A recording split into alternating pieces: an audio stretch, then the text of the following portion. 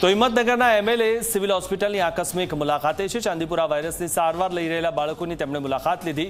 MLA વીડી ઝાલાએ બે બાળકોના પરિવારજનો સાથે મુલાકાત કરી છે। વોર્ડના મેડિકલ ઓફિસર સહિત આરએમઓ સાથે પણ ચર્ચા કરી। વાયરસ ન ફેલાય તે માટે સ્વચ્છતા રાખવાની પણ અપીલ કરવામાં આવી છે। તો ખાસ કરીને લોકોને પણ અપીલ કરવામાં આવી છે અને હોસ્પિટલમાં પણ સ્વચ્છતા રહે તેની પણ અપીલ થઈ છે। કારણ કે સૌથી મહત્વની વાત એ છે કે જે પણ જગ્યાએ અસ્વચ્છતા હોય, ગંદકી હોય, ત્યાં અનેક વાયરસ ફેલાતા હોય છે અને આ જે વાયરસ છે તે એક માખીના કારણે ફેલાતો હોય છે, જેના કારણે બાળકોના જીવ જઈ રહ્યા છે।